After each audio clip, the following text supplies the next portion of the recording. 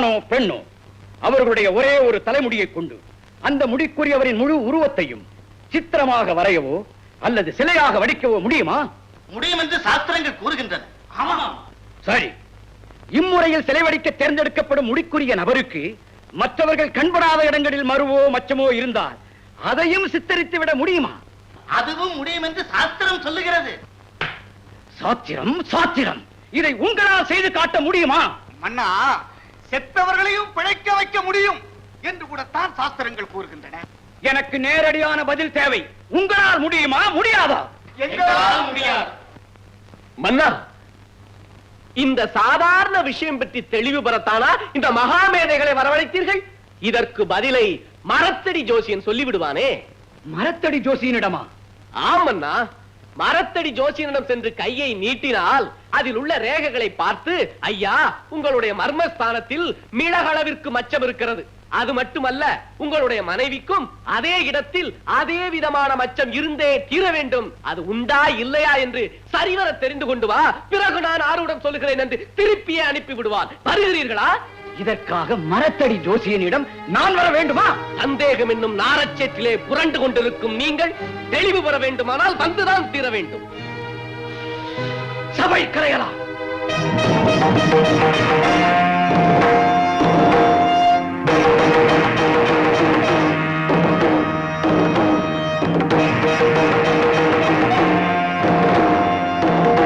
மன்னிக்க வேண்டும் அண்ணா, நான் செதுக்கிய சிலையை பற்றி தங்களுக்கு என்ன குழப்பம் ஏற்பட்டிருந்தாலும் என்னிடம் நேரிலேயே கேட்டிருக்கலாம். அதை விடுத்து இதை அரசவை வரை கொண்டு வந்தது. சரி, நீ செதுக்கும் சிலையை ரசிக்கிறாய் அல்லவா? சுவைக்காத ஒன்றை உண்ண முடியாது, ரசிக்காமல் எதையும் உருவாக்க இயலாது மன்னா. அந்த ரசனை எப்படிப்பட்டது? அது எதை அடிப்படையாக கொண்டது? ஆதிசங்கரனும் மகாகவி காளிதாசனும் நித்திய கன்னியான அன்னை ராஜராஜேஸ்வரியின் ரூப லாவண்யத்தை உச்சி முதல் உள்ளங்கால் வரை ஊசி குத்தும் இடம் பாக்கி இல்லாமல் ஒவ்வொரு அங்கத்தையும் அப்படியே வர்ணித்து பாடியிருக்கிறார்கள். அவர்கள் இருவரும் எந்த அடிப்படையில் ரசித்தார்களோ அதே அடிப்படையில் தான் நானும் ரசித்தேன், சிலையாக வடித்தேன். ஆதிசங்கரனும் காளிதாசனும் அவர்களும் நீயும் ஒன்றா? நினைக்க முடியுமா? எத்தனையோ வேறுபாடுகள் இருக்கிறதல்லவா? நிச்சயமாக. ஆதிசங்கரனும் காளிதாசனும் தெய்வ சிலையை உயிருள்ள ஜீவனாக பார்த்தார்கள், நானோ உயிருள்ள ஜீவனை தெய்வ சிலையாக பார்த்தேன்.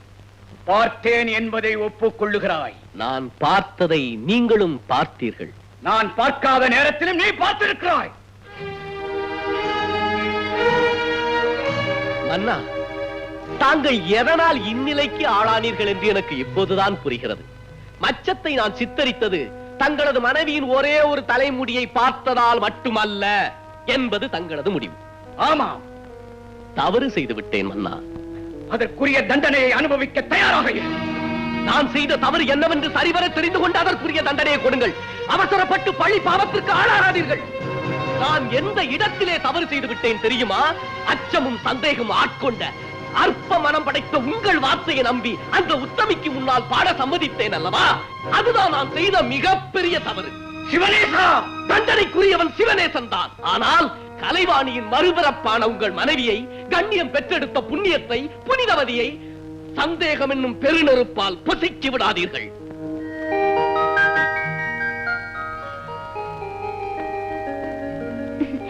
சிவனேசரை தலைமை கலைஞராக நியமித்து விட்டீர்களா? இதில் என்ன உனக்கு இத்தனை அவசரம்? இதற்கு ஏன் தங்களுக்கு இத்தனை ஆத்திரம்? பாத்திரம் அறியாமல் பிச்சையிட்ட நான் ஓத்திரமும் பாராமல் பெண்ணை எடுத்தேனோ என்னவோ. ஆத்திரத்துக்குத்தான் விளக்கம் கேட்டேன். இதற்காக கோத்திரத்தையே எடுக்க வேண்டிய அவசியம் என்னவோ? உன்னை கைப்பிடித்த நாள் முதலாய் கடைபிடித்த கட்டுப்பாட்டை காற்றில் பறக்க விட்டேன் அல்லவா? கலையின் மீது கொண்ட மோகத்தான். கலையின் மீது மோகமா? கலையிலே பிறக்கு மோகம்தானே கலைஞன் மீது தாவி விடுகிறது. இல்லாவிட்டால் அவன் அந்த புறத்திற்குள் வர நான் அனுமதித்திருப்பேனா? இல்லை, உன் அந்தரங்க அறைக்குள் நீயும் அவனை அழைத்துச் சென்றிருப்பாயா? நீங்களும் அனுமதித்தீர்கள், நானும் அழைத்து சென்றேன். அதனால் என்ன வந்து விட்டது இப்போது? வா என்னுடன்.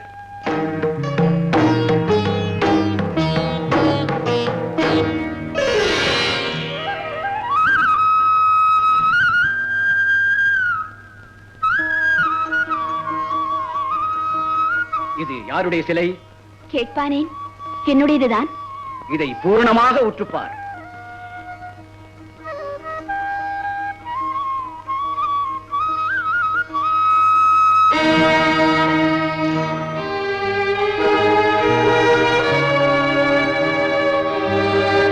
இதை செதுக்கியவர் யார்? சிவனேசன். அவராகவே செதுக்கினாரா? நான் தான் உத்தரவிட்டேன். எதற்காக? எதற்காகவோ? எதற்காக உத்தரவிட்டீர்கள்? நீ இப்போதுள்ள இளமை கோலத்தில் என்றென்றும் காண வேண்டும் என்பதற்காக. நீங்கள் இவ்வளவுதானா? வளரும் தன்மையுள்ள அன்பையும் பாசத்தையும் நிலையாக எண்ணாமல் அழியும் தன்மையுள்ள உடலை சிலைவடிக்க சொன்னீர்களே, நீங்கள் இத்தனை வெறியனாக இருப்பீர்கள் என்று நான் எதிர்பார்க்கவே இல்லை. நான் வெறியனா? அற்பன் என்று கூட சொல்லலாம். அது என் வாயில் வரக்கூடாதே. நீ என்னை அற்பன் என்று சொல்கிறாயா? தன் மனைவியை பிறந்த மேனிக்கு சிலை வடிக்கும்படி இன்னொருவரிடம் சொல்லும் ஒருவரை உலகத்தில் எத்தனை கேவலமான பெயர்கள் உண்டோ அத்தனையும் சூட்டி அழைக்கலாம். உமா! என்ன உமா? சிலையைத்தான் செதுக்க சொன்னீர்கள். மறைவான இடத்தில் உள்ள மச்சத்தையும் அதை நான் சொன்னேனா? நீங்கள் சொல்லாமல் எப்படி செதுக்க முடியும்? முடியை கொண்டு செதுக்கியதாக அவன் சொல்லுகிறான். முடிகிற காரியமா? பார்த்தவர்கள் சொல்லாமல் எப்படி செதுக்க முடியும்? பார்க்கும் சந்தர்ப்பத்தை அவனுக்கு நீயே அளித்து விட்டாய். நானா? அதற்கு ஆதாரம் தாங்களே திறந்து காட்டினீர்கள் என்று அவனே சொன்னானே. என் மன்னா, யானை கண்ட குருடன் போல் இப்படி எதையோ பார்த்து எண்ணத்தையோ கேட்டதன் காரணமாகத்தான் சந்தேகம் என்னும் பெரும் பேய் பிடித்து அலைகிறீர்கள். நான் நம்புகிறேன், அந்த தெய்வீக கலைஞர் ஒரு முடியை கொண்டுதான் அந்த மச்சத்தையும் செதுக்கியிருக்கிறார். அதை இன்னமும் உணர இயலாமல் என் பெண்மை துடிக்கும்படியாக கேட்டீர்களே, அதற்காக விடையளிக்கிறேன். திறந்து காட்டினீர்களே என்று அவர் சொன்னது நான் பரிசளித்த தங்க தேங்காயை நானே திறந்து காட்டியது பற்றித்தான்.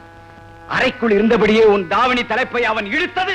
அவர் இழுக்கவில்லை, நான் தங்களிடம் சிக்கியிருக்கிறேன் அல்லவா? அதே போல என் தாவணி தலைப்பு தங்கள் அரண்மனை கதவு தாழ்பாலில் தற்செயலாக சிக்கியது. தாழ்பால் தங்கள் சிக்கல். புரிகிறதா? கேட்பதற்கு முன்பே வக்கனையாக பதில் சொல்கிறாயே.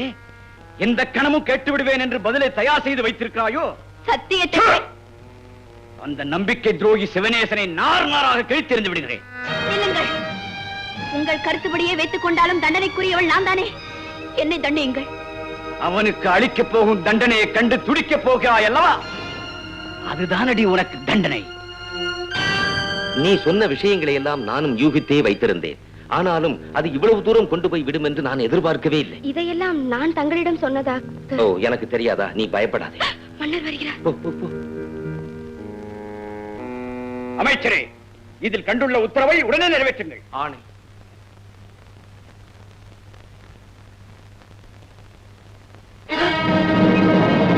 அம்பாளை கும்பிடுறவங்களுக்கு எத்தனையோ நன்மைகள் நடந்துட்டே இருக்கு. ஆனா அவளை நினைக்காம அவளுடைய திருப்பெயர் சொல்லாம இருக்கிறவங்களுக்கு என்ன நடக்கும் தெரியுமோ? அதுதான் மாங்காடு காமாட்சி வேடிக்கையாக புத்தி புகட்டு இருக்கா.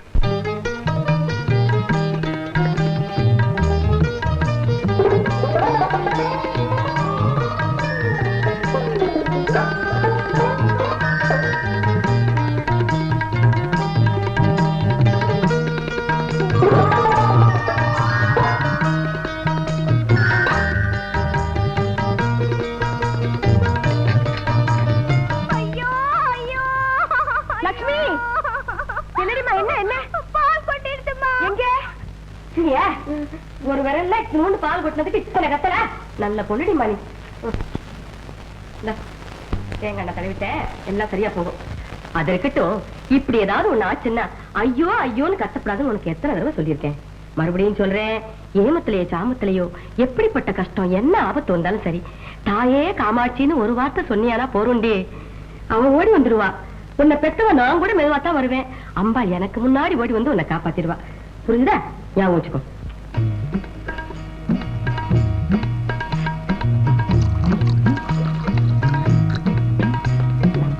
பாலத்து போய் காமாட்சி வச்சுட்டு வந்து.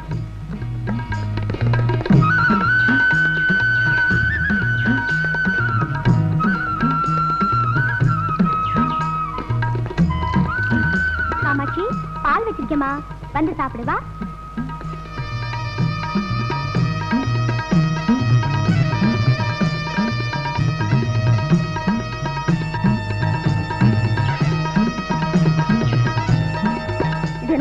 அதிசயம்? அந்த பொண்ணு காமாட்சியம் கூப்பிட்டதும் பாம்பு வந்து பால் குடிக்குது. அதுல என்னடி அதிசயம்? அந்த பொண்ணு கூப்பிட்டு கூப்பிட்டு பழக்கப்படுத்தி வச்சிருக்கு. வணக்கங்க. யாரப்பா நீ கேட்காம கொள்ளாம உள்ள வர்றீங்க? என் அட்டிகை உங்ககிட்ட அடமானத்துக்கு வச்சிருக்கீங்களே. அட்டிக்கியா? ஓஹோ, 5-6 வருஷத்துக்கு முன்னால. ஒரு வருஷம் கூட இருக்காருங்க. இருக்கு, ஒரு வருஷமா தான் இருக்கட்டும். ஏன் இப்படி பதட்டப்படுற? என்ன இப்ப அதுக்கு? வட்டி அசல் எல்லாத்தையும் கொடுத்து நகையை வீட்டுட்டு போலான்னு வந்திருக்கீங்க. சாமி, நீங்க சிரிக்காதீங்க. சாமி, நீங்க சிரிக்காதீங்க. நீங்க சிரிச்சா நகையே தொலைஞ்சதுன்னு ஊரே சொல்லுது. அட பைத்தியக்காரா, அதைத்தான் நான் இப்ப சொல்ல வரேன். என்னது? ஒரு வருஷமா ஒன்னையும் காணோம், வட்டியும் கட்டல. 6 மாசத்துக்கு முன்னாடியே அது முழுகி போய் நான் ஏலத்துல விட்டுட்டேன். ஏலத்திலையா? ஏன் எவ்வளவு நாளைக்கு தானே அது வச்சிருக்கிறது? எவ்வளவுதான் நான் நஷ்டப்படுறது? இந்த பாரு, அதெல்லாம் முடிஞ்ச போன கதை. இனிமே வேற ஏதாவது நகை நட்டு இருந்தா கொண்டா பாப்போம். முதல்ல இடத்தை காலி பண்ணு. போ போ போ.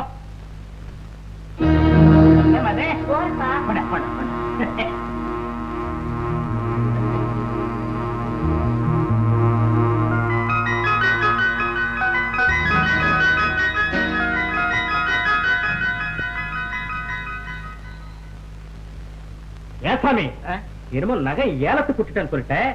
என் வீட்டு அட்டிக்கிட்டான உன் பொண்ணு கழுத்துல போட்டு வச்சிருக்கேன். அட்டிகை கழுத்துல போட்டுக்காம பின்ன காதியா போட்டு ஏலத்துக்கு விட்டுட்டேன்னு சொன்னியா? ஏன்பா இப்படி மிரட்டுற?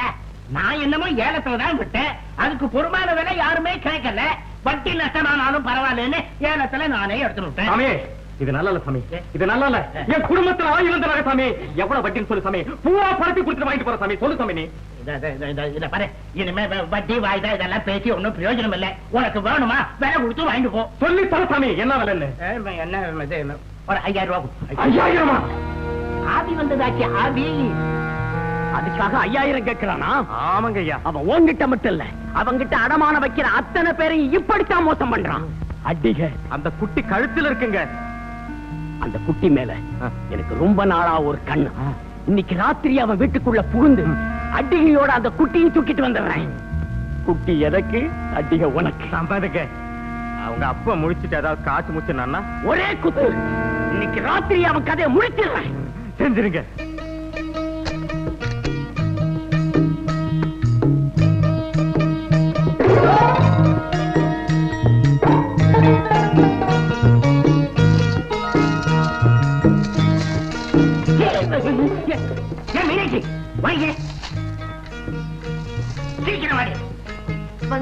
வந்துட்டேன்.